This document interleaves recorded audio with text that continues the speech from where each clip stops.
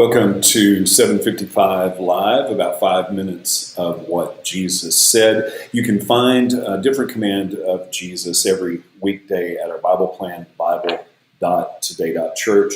And if this is meaningful to you, if it's encouraging, it would really mean a lot to me if you would like it, share it, kind of help us spread the news. It helps when you comment, all of those things. So I appreciate the good feedback that we're getting for this. The Jesus Saids are little sound bites of different commands of Jesus every day. Today's Jesus Said is listen and learn. And it comes from Matthew 11:15. And I want to start by reading several translations of this. The New Living Translation, which is on the website, says, "Anyone with ears to hear should listen and understand." The New King James Version says, "He who has ears to hear, let him hear." And the NET version says, "The one who has ears had better listen." Why the different understandings of this? Well, Jesus used this phrase a number of times, and he used the word for hear twice in this sentence, which seems a little strange. If you have ears to hear, then hear. But actually, from a Hebrew language perspective, repeating a word to add deeper meaning is very, very common. Not so much in English. Well, sometimes it is common in English. Have you ever heard a teenager talk about going out with someone and say, "Well, it was a date, but it wasn't a date." Well, that kind of double use of a word is used many times in the Old Testament. A couple of examples, Genesis 2:17, where God is telling Adam and Eve that they shouldn't eat of the tree, or they will surely die, is how that's translated into English. But the Hebrew there is literally die.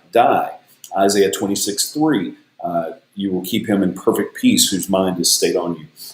Perfect peace there in Hebrew is literally the Hebrew word for peace twice, shalom, shalom. So what deeper meaning was Jesus pointing to with hear?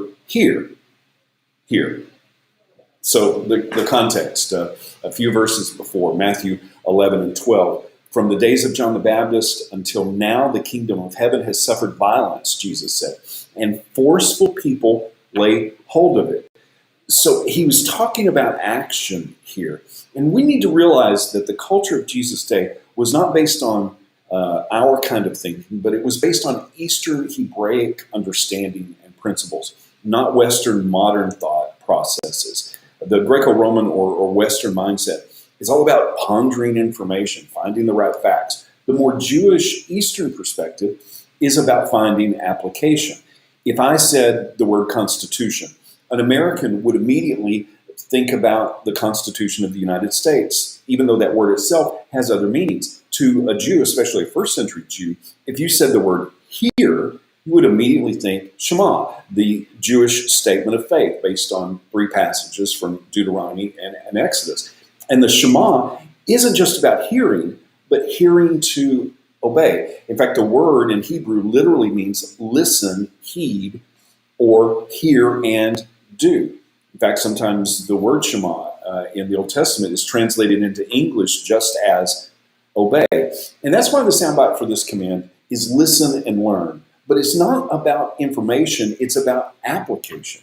In Luke 11, a lady was saying to Jesus that his mother must have been blessed or is blessed. And Jesus replied in Luke 11:28, "But even more blessed are all who hear the word of God and put it into practice." Hear and obey. Listen and learn. It's not about a to-do list, but it's the why we do list.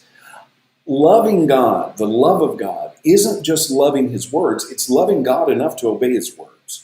And we don't obey to get approval or grace from God. We get approval from God and then get the grace or the privilege to obey him and live in his blessings. Jesus said, if you have ears to hear, then really hear. Put it into action. That's where the force of the kingdom is. Romans 10:17 says, faith comes by hearing, and hearing by the word of God. James 2:14 says, faith without actions is dead. Listen and really learn. Hear to obey. That's the key to understanding. That's the kingdom. That's what Jesus is talking about. And that's what following Jesus is about. And that's even how Jesus told us to make disciples, teaching them to obey all the things I have commanded you. Hear to really hear. Shema, hear to obey.